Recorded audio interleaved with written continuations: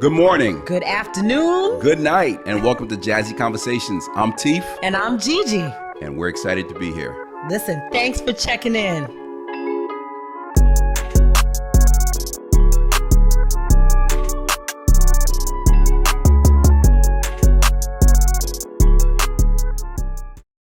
Welcome to Jazzy Conversations. I'm Teef. I'm Gigi. G, today is number 40.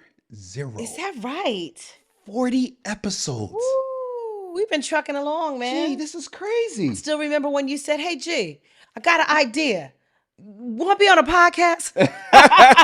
G, and that, listen, when we spoke about it, think about it. It was, I still stand on it. It was perfect because you bring so much, and the responses off camera and on camera, people love you. You know that. Oh. And because you bring your very articulation, your word play and everything. And then I just do my thing. I could just sit back and just do my thing. You know? I could just sit back and let you run the show. I love we got a great partnership. Great chemistry. And to do 40 episodes with someone that you enjoy doing with. That's right. That's great. That's so right. Today I'm excited. Yes. Okay. Let me tell you why I'm excited. When I tell you the story of how I met Butch Beard, not just Butch Beard, he's a legend. He's absolutely. So New Jersey Nets head coach, New York Knicks head coach, played for the Knicks. When he came out of college, I'm going to let him tell a story. He was the #1 player in the country. Oh. Yes. So when he came out of high school, he's from Louisville. He has an amazing story. In the country, yes, yes, sir. In the country. When he came out. So you know the story, okay, you would know this story. The team that upset Kentucky back in the day, they had a movie out of it. Made a movie out of it. You're not asking me that, but okay. But anyway, that's back in his day. He'll tell the story. Yes, I he want to knows hear that whole it, story. So Butch Beard will be coming on in about 30 seconds, and I'm very excited. Yeah. So what's going on with you? Anything? Listen, I'm loving the weather. Everybody keeps talking about in the news saying that the trees are not as bright and vibrant. In my yard, they're bursting with color. I'm wearing my yellows and the reds and I'm loving. It's looking beautiful so far. So I'm happy about fall. You got a lot of trees in your yard. I have all trees in my yard. And I still don't have a bagger on my riding mower. So, I like to get in the yard. Goodness. So the leaves are all over the place. Gigi got this huge yard. Big yard. I do have a big yard. All right. I thought I had a big yard. Her yard is huge. Okay. But she's a tree lover. And I love trees. However, whoever's watching this have been to my yard. Most of those trees, I cut down, G. I love the sun. I love, I have like 2 or 3 trees left. I kept my split maple. I have a beautiful split maple in the middle of the yard, so I love that one. And I have a pine tree that was planted from over 50-something years ago. The previous owner planted it, he said, when he was a little kid. And that's that big tree. Next time you're over, you'll see that huge tree take a look at the big in my yard. But what we do during this time is usually we do something called fall foliage. Okay. And so we drive up to Kent Falls, Connecticut. Remember that? Kent Falls, Connecticut. And that's the area of fall foliage. You should get to see all the beautiful trees as you drive up. It's beautiful. It's just a great time. So check it out. Also, guys, please hit the subscribe button. And please email us if you would like to be on the platform. And share it. Share this. If you're enjoying this show, share it with your friends. Send the link. Say, hey, check Teef and Gigi out. They're amazing. All right. So listen, I hope you guys are ready. We have an amazing show. I hope you guys are ready. You ready? Here we go.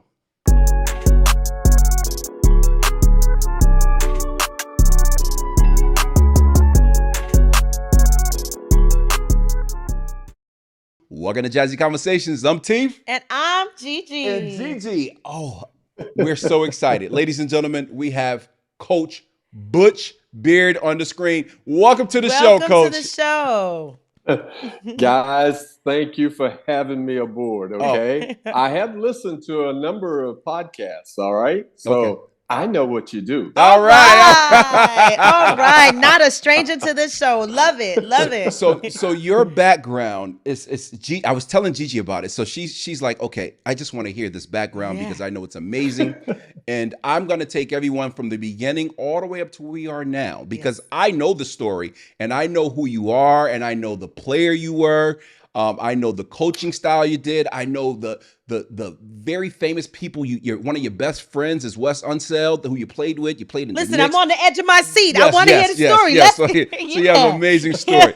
So, Coach, I want to go back to the beginning, and I just want to ask you these questions. So tell us, where were you born and raised?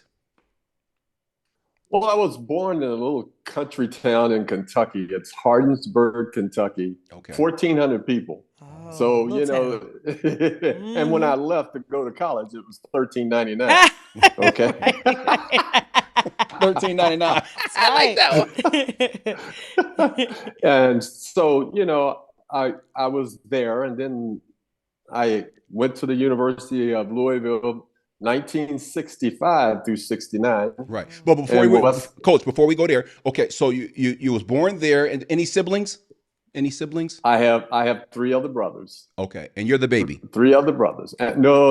I'm the old guy. Okay, I got you. I'm the oldest of all of them. Oh. I'm the one that the mother was really hard on, wouldn't let me go out. Was always on me. You know what I'm saying, Latif? Absolutely. She wore me out. Okay, and my mother was 4'11", and the only woman in my life that I've always been afraid of. That's right. Respectful. I understand Absolutely. that. Yes. Absolutely. Yes. Now, Coach, what kind of student were you in elementary and middle and high? What kind of student? Well, one would say I was a decent student. See, I came along just as schools started to integrate. Okay. My aunt taught me at an all-black school in Kentucky my first 7th grades, from the 1st grade to the 7th grade. Then there was an integration, and we went to the white school in Breckinridge County, there in Hardinsburg, Kentucky. Okay. So that's, I was a decent student in high school. Was an honor roll student. So I think that kind of helped me, to find a way to get a college education as well, other than my athletic ability. Mm-hmm. Okay. Now, Coach, in high school, because I don't want to jump right into Louisville, because I know you were like the superstar. I know this, and I want the world to hear. Yes. So in high school, you started playing ball. When did you start playing ball? Middle school or high school? I played basketball. Actually, I played on the varsity team my 8th grade. Okay. That's I was like 6'1" at that particular time. Man. I'm a big 6'4" now. 6'1", 8th grader. 8th grader. That's amazing. 8th grader. During that time, that's pretty good size. Yes. I had a mentor in Breckinridge County. His name was Mac Duncan. Okay. He was the first black player to go to the integrated school. He went to Berea College in Berea, Kentucky. He got a scholarship there. But Mac would always, you play those pickup games out there, and Mac would always pick me up and told me, you play with the big guys. And that's how I learned to play basketball. Okay. Okay. Playing with the big guys. Now, when you were in high school, you became the National High School Player of the Year. What did that look like your 4 years? Well, I might have to share that, Latif. I'd like to have that. I like to have that honor. But, okay. I came along with with Kareem Abdul-Jabbar. Okay. Oh, so you got Lou Alcindor. Yes. Oh, yes. right? Yes. Wow. Yes. Yes. Yes. Wow. So when I got drafted, this is a little bit later. When I got drafted in '69, Kareem was the first player drafted in the draft, in the NBA draft, and I was the 10th player chosen. Okay. I will say this. I'm going to pat myself on the back. I try to be, as humble as I can. Yes. I was a hell of a high school basketball player. Yes, sir. I really was. Yes. I took a little high school in Kentucky, and they don't do it by class or by size when they play the tournaments in Kentucky. So there were only 300 high school kids in the 4 grades of Breckinridge County. 82 happened to be my senior year. And so we played Big West Unseld and Seneca High School out of Louisville, Kentucky. My junior year, we lost to West.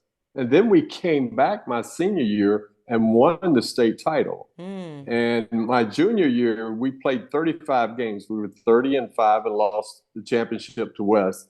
My senior year, we were 37-3 because they didn't have football at my school. So you could play as many high school games in the state of Kentucky at that time that you wanted to. And we were 37-3 and won the championship. Won the Kentucky High School Championship. And that's a big thing in the state of Kentucky. Absolutely, absolutely. And so you came out of high school. What year was that? 65. And you guys split Mr. Basketball in America, that you and Kareem back then, right? Or well, they had a Parade All-American magazine at that particular time. Okay. And I do remember reading it, and Kareem and I, along with 3 other guys, were the top 5 players in the country. So, I'm not going to say that I was, as high as Kareem, but, I was mentioned. Absolutely. I was mentioned. You were up there. You were up there. Yes. Okay. Now the transition. So after high school, you wind up at Louisville. What other schools were you looking at? What other 5 schools were you looking at? It wasn't a 5-school thing at that time. Okay. See, I had scholarship offers from 257 schools. Man. Okay, so when you said you were up there, you were up there. They were looking at you. Yes. Mm-hmm. And so I boiled it down to the University of Kentucky or Louisville. Now, if West the year before, if he had gone to the University of Kentucky, he would have been the first African American to have gone to the Kentucky, the University of Kentucky. Yes. Then I came the following year, and there was a big misunderstanding is really what it was. I was going to go to the University of Louisville after they recruited my mother. They didn't recruit me. They recruited her. She was convinced that that's where I should have gone. I did get Adolph Rupp came to my house, and this is something that you don't know. He came to my house for a visit, and Rupp has the stigma that he didn't want a black player at the University of Kentucky. I don't know if he did or not. I don't even know if he was racist. I just say he was a product of his time. I never get into all of that. But he came in and he started talking about, Miss Beard, he said, when we go down to Alabama, Mississippi, it's really tough down there. I tell you, down in Alabama, they threw some Coke bottles at us and things like that. So my mother just said, her next question was this: if my son comes to Kentucky, will you protect him on those trips? Mm-hmm. So he never said yes. He never said no. He walked out of the house. My mama said, you know what? You're not going to the University of Kentucky. I don't care what anybody says. Wow. So it was just that simple, that he did not answer the way that he should have answered, or otherwise I would have been the first African American to go to Kentucky and integrate the SEC. And that happened to be another player down the road who did that. Mm-hmm. Wow. And Perry Wallace is the first black player in the SEC. Perry Wallace came to the University of Louisville. We tried to recruit him, and we didn't get him at that particular time. Perry Wallace ended up being a judge, and a professor in Washington, D.C. When I was at Howard, I talked to Perry. We talked about that a couple of times. Mm-hmm. Wow. Now, at that time, did you think your mom had made the right call, or did you feel like she had sort of dashed some of your hopes of what you wanted to do? Well, now I'm going to get back to my hopes, okay? Yeah. When Kareem signed with UCLA, Coach Wooden called me and wanted me to come out to UCLA for an official visit. Mm-hmm. In my hearts of hearts, I turned him down, because if I had gone to LA at that particular time for a visit, Yeah. I was going to sign that. I was going to sign that scholarship. Mm-hmm. Trust me, I was going to sign that scholarship. But simply because my mother got involved in my basketball and in what was going on in my life, I decided that I wanted to stay as close to home as I could possibly stay so she could see me for the 4 years. Yeah. And it was the best thing that ever happened to me I because love that. I could hear her voice all the time screaming and hollering over 18,000 people at Freedom Hall. Get the ball, Butch. Get the ball. Yes. Let's hear it from three cheers for Mama. Oh, that's beautiful. That's beautiful. I love Beautiful. it. Now, Coach, you go on to Yes. Louisville and you star for 4 years. Yes. You star for 4 years. You're Yes. parade All Yes. American. And now, Mm-hmm. now, when I'm trying to read this right, when you came out of college, weren't you the Player of the Year when you came out your senior year? I was Player of the Year in the state of Kentucky. They have an honor in the state of Kentucky that they call Mr. Kentucky, Yes. Mm-hmm. and I was Mr. Kentucky my senior year. Gotcha. The year before, Wes was Mr. Kentucky What's on sale? in 1964. Yes, Mm-hmm. Wes Unseld. Wow. And there's a big game that's played in the summer against the Kentucky Indiana All-Star, high school All-Star teams. Uh-huh. Well, Wes's team didn't beat. They split the two games. There's a game in Indiana, game in Kentucky. Okay. But my team, the team that I was on, we won both games from Indiana for the first time in 10 years. So I tell Wes all the time. I used to tell him when we were, in the dorm, I said, man, my team was better than your team. I want you to know that. I want you to know. I love it. I love it. Now, Coach, if you wind up going to Kentucky, you would have been on the same team with Pat Riley. Am I correct?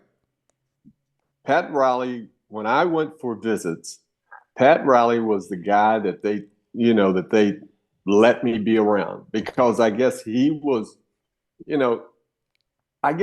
closer to being around black players at that particular time than anybody that they had on their roster. Okay. Mm-hmm. And to this day,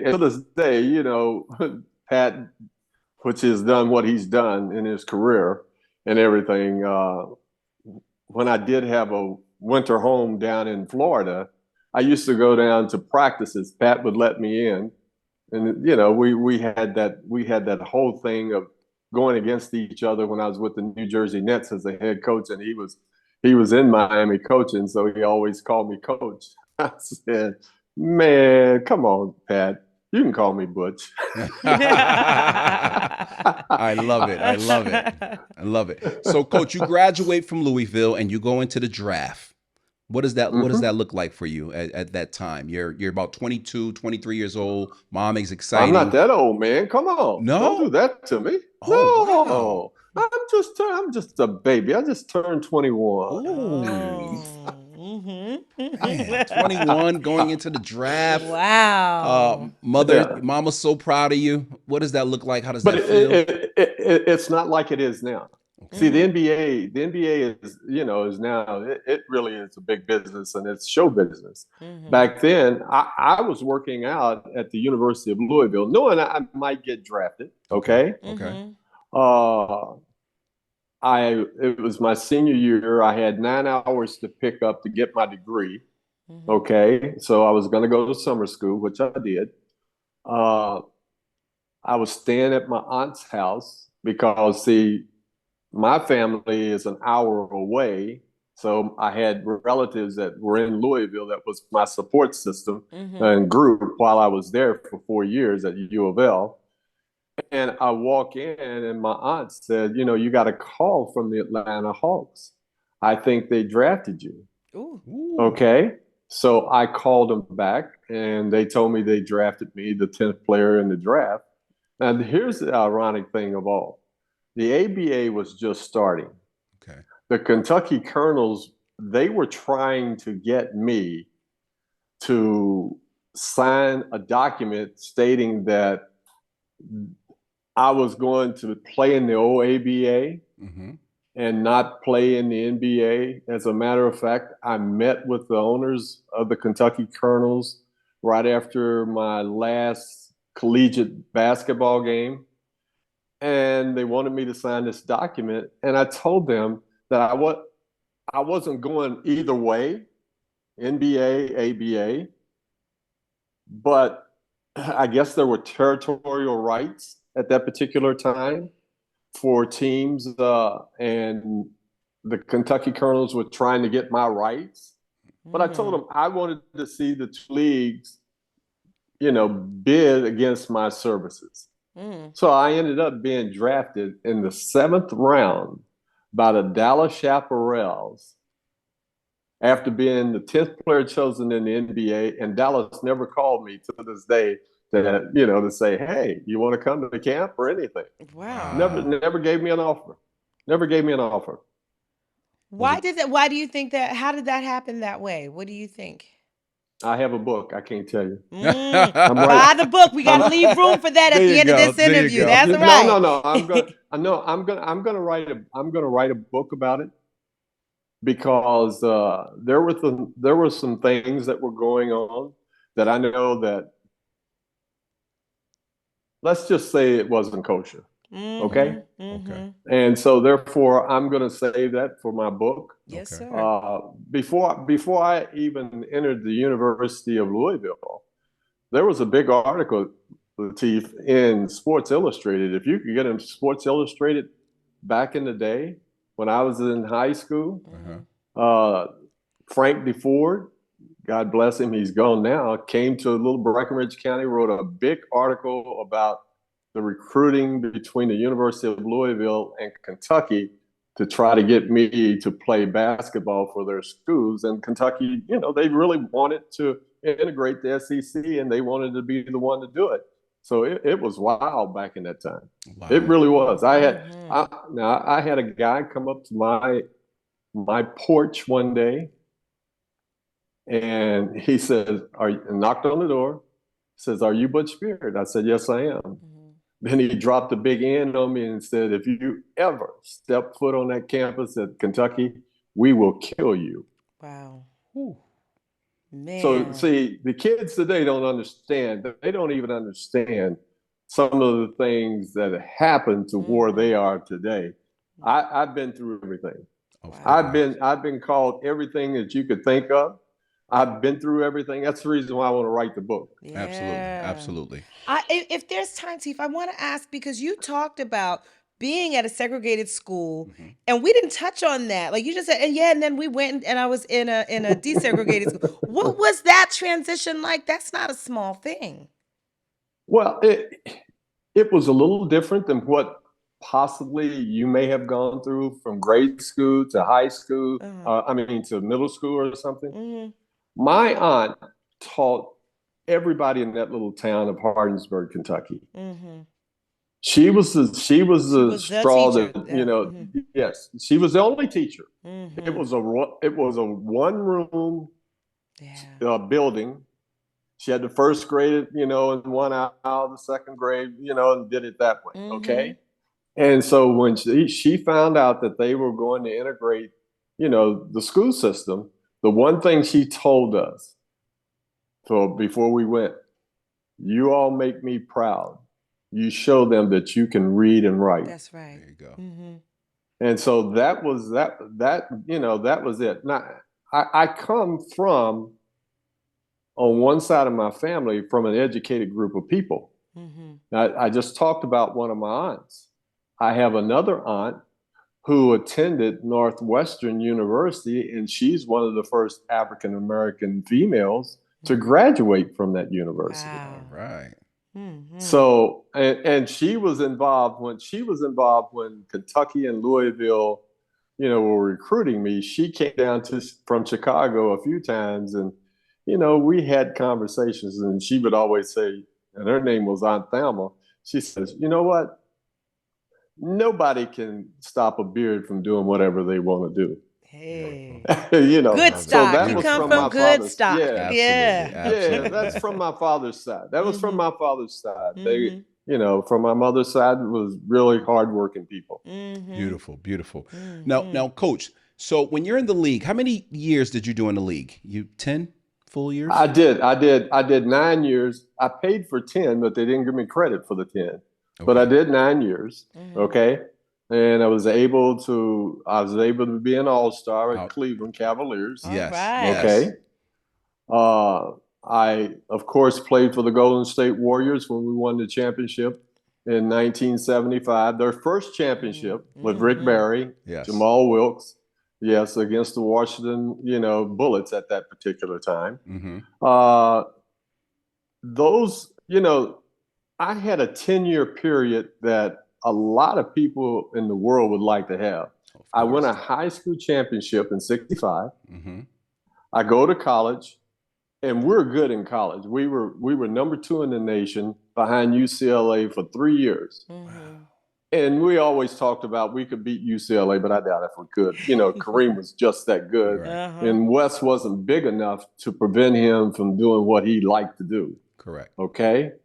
Then I go into the pros and I make an all-star team. This is after I get drafted to go to the Army, to Vietnam, and I get lucky enough I don't go. I stay at Fort Knox for 15 months and get out.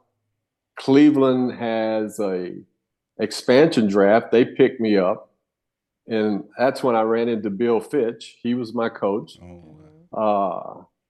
I become an all-star that year, and I get traded right after that. I go to Seattle for Lenny Wilkens, and this is the reason why I want to write the book, because Seattle was not a good experience for a 23-year-old guy who was just following his contract. It was the wildest experience I've ever had, and it was so bad that I told the Seattle Supersonics at the end of the year, I said, I know I have time left on my contract, but I'm not coming back here. I'm not going to be treated like this, because it was the people. The city of Seattle only had the Supersonics at that particular time. They did not have the Seahawks, the football. They did not have baseball at the time. It was just the Supersonics. And Lenny Wilkens, of course, was the coach. He got traded, and I had nothing to do with that. I'm just following my contract. The organization screwed that up, but the people took it out on me. I'll give you an example. My second son was born in Seattle. Okay.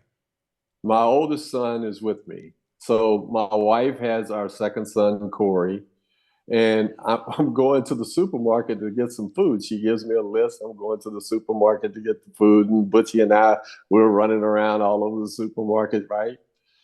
And this guy walks up in front of me. I have this food in this cart, and Butchie's in there. He says, "You're Butch Beard, aren't you?" I said, "Yes." They were wearing me out all the time, Lateef. I can't do anything right or anything. So he just looked at me. He says, "You know what, Butch Beard, you stink." Just like that. Now, it took every ounce of my power not to take that cart and run over him. Absolutely. Okay. So I pick up little Butchie and I go back and I drive back to the apartment, and I tell my wife at the time, "You're going to have to go back over and get this food. I'm going to drive you back. It's in the house, so-and-so, so-and-so. Otherwise, it's going to be crazy around here, So I had to make sure that we had protection, because some people tried to break into our apartment, and they did it when I was on the road. I don't know if, I have no idea if they knew whose apartment it was, but my last game in Seattle, my family and I slept in Portland, Oregon, because I said I wanted out. We stayed in a hotel for 3 weeks. Okay. Our furniture went back to Kentucky, and we stayed in a hotel. And then right after the last home game, jumped in the car, and I went to sleep in Portland, Oregon. I wanted out of the state of Washington. Wow. Now, Coach, you leave at some point. You go on to the New York Knicks, which was you played with Phil. Godsend. You played with Phil. Godsend. Yes. Godsend. Yes. Wow. Well, that was after being with the Golden State Warriors, winning the championship. Okay. Going back to Cleveland for a second time, because they traded me to Seattle. Golden State trades me back to Cleveland. And I run into Bill Fitch again the second time around, right? And Lateef, it was so funny. I, I'm working with everybody there. They had a good ball club. And 2 years later, they did end up being pretty good.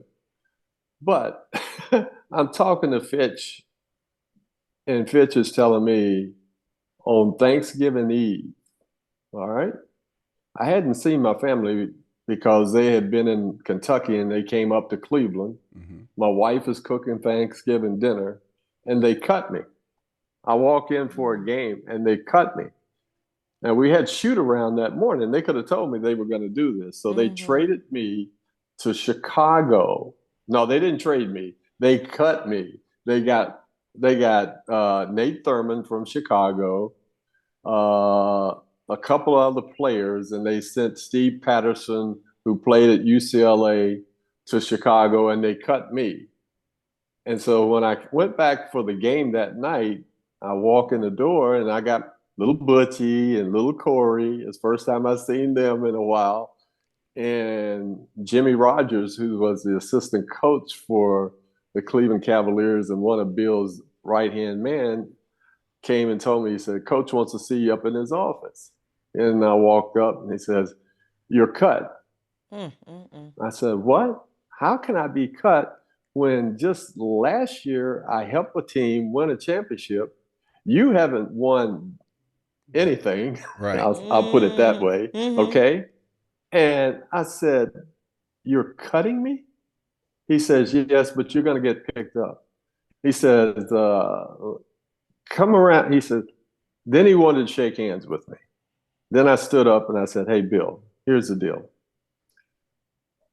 If we get any closer, you're going to have to kick my, okay, or I'm going to kick yours because this doesn't make any sense. This does not make any sense whatsoever. So my Thanksgiving was really, it was tough.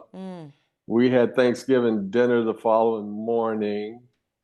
I sent my family back to Cleveland. I cleared up everything there, went back to Kentucky, and in about a week, I ended up, New York picked me up. The New York Knicks picked me up. They picked me up, and the rest is history because the rest of the time I've stayed in New York, basically the rest of the time.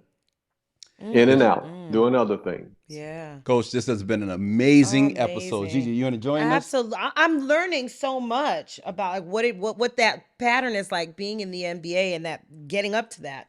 Amazing. Coach, we have about 5 minutes left. We have about 5 minutes. So you're going to now fast forward. You go into coaching. You coach that. You want to talk about the coaches? You coach that. You coach the Knicks. You coach the Nets. You want to go into that? Well, I coached the Knicks and the Nets as an assistant coach, but we get around to my experiences in college because I coached two historical Black institutions, Howard University and also Morgan State. Yes. I took Howard University to the NC2A championship 35 years ago. 35 years ago. And they thought I was crazy. And Morgan, I was trying to take them as well. I hope that I helped some young men, grow up. Absolutely. And be really good people because I've had some health issues. And every time that it got out there that I was having health issues, my Howard and Morgan guys, they called me and they give me the strength to keep on, moving on. Nice. So, I'm so happy that they came into my life when they did. I hope that I helped to improve them as young men. I just hope I did. I think I did because of the way they treat me. Yeah, absolutely. That's the fruit of your labor. That's yes. beautiful. Yes. Well, what happened many years ago, Coach and I met because he received a packet together on an amazing player that he fell in love with named TJ Mathis out of New Haven, Connecticut. All right, New Haven. Yes. Okay. And Coach drove down. And I'll never forget. I'll tell this quick story. I asked Coach, can you come down to see TJ Mathis? He said, Lateef, why should I come all the way to Little New Haven? And I'm located right here in Baltimore, and I have amazing players right here. I have a pot. So I said, listen, Coach, if you come down, you get a chance to see this kid play. I think you'll be very impressed. Yeah. After talking, going back and forth, he said, you know what? I'm going to jump in my S500 Mercedes Benz. Okay. All right. Yes, sir. Coach, Yes. All and I'm right. going to drive. You remember that? Yep. And I'm going to Still got drive. him. I'm Still gonna, got him. There you go. And I'm going to drive down there. Yeah. And I hope he's worth it. 30-second story. He comes down. TJ's a little nervous. Yeah. Right? We're sitting in Hampden High School. Mm-hmm. TJ has 2 points at halftime. Coach isn't saying much. He's sitting there like, okay. Mm-hmm. I talked to TJ's dad at the time. Big shout out to Rick Kennedy. He says, I said, listen, TJ need to do something. Make a long story short, second half, he has 32 points. Woo! And Look at the head nod. He said, okay. Yes, that's what I need to see. He said, what Yes. this kid has, he's so quick and he's so fast. Yeah. And look at all the steals he has. You can't teach that. Yeah. He said, Teef, you have time to go out and eat after this? He said, I saw a Ponderosa when I got off the highway. You want to go to Ponderosa? I do remember where Ponderosa was. He remembers that, right, Coach? And then as we sat down Funny. and we started chumming it up, he said, let's just get right to it. I'm going to sign this kid. Yes. He said, I like this kid. I need a point Good eye, guard. Teef. Yes, I need a point guard. And he brought TJ in, and we had a great time. And that's how great. our relationship That's fantastic. started Yes. years ago. Yes. I yes. love that. You remember that story, And Coach? That is it in a nutshell. And what I tried to do, I didn't even want him to be my point guard. I took him off the ball at Morgan. Because he could I score. just wanted him to shoot. Yeah. I just wanted him to shoot. I told him, man, all I want you to do is shooting on the defensive end. You jump on the point guard and you apply pressure, and the rest will be history. Absolutely. So, Absolutely. That's great. And believe it or not, let me tell you this real quick, and I'm going to let you go. Last week, TJ was just inducted into his high school Hall of Fame. Oh, that's fantastic. That's At super. Hampden? At That's Hampden super. High School. All At right. Hampden High School, yes. Beautiful. That's super. That's super. And I know you guys, you get a lot of local flavor Yes. with what you do. So you just keep on doing what you do, because I've learned a lot about New Haven and Connecticut, and just by watching your podcast. I appreciate right. it. We Thank you for appreciate you checking so us much, out. Coach. On behalf of Jazzy Conversations, I'm Teef. And I'm Gigi. Coach, have a great night. Take care. Thank you. Okay, thank you guys. Take care. Okay. A I legend. just sat there and just listened and learned. Wasn't that a great there was- story? like most of our guests and like people in general, so many layers to that story. I mean, we could take this thing apart. He was a part of desegregation. Absolutely. I mean, and then there's the basketball stories course, and just yes. what amazing I knew you was going to things enjoy he the done. desegregation. I said, You Gigi's know, well, loving you this. know me, you know me, She's you know loving me. this. But even just again, the pushing through, the getting there, the moving on, the story with his mom. There's so many stories in this guy's story. We didn't get to talk about the book. He's so amazing. When the Yeah. book comes out, I'll find out. I'll let That's you know. right. We gotta let the people know. We'll definitely let them know on the podcast so Yes. people could get it. Hey, listen, please hit the subscribe button. Email us. We have a great platform. If you have an amazing story you want to come on, please let us know. teefgg@gmail.com. Yeah. All right. Thank you. Another great show. Another great show. Next week, Teef. we have another amazing guest. On behalf of Jazzy Conversations, I'm Teef. And I'm Gigi. Have a great night, guys. Take You care. will.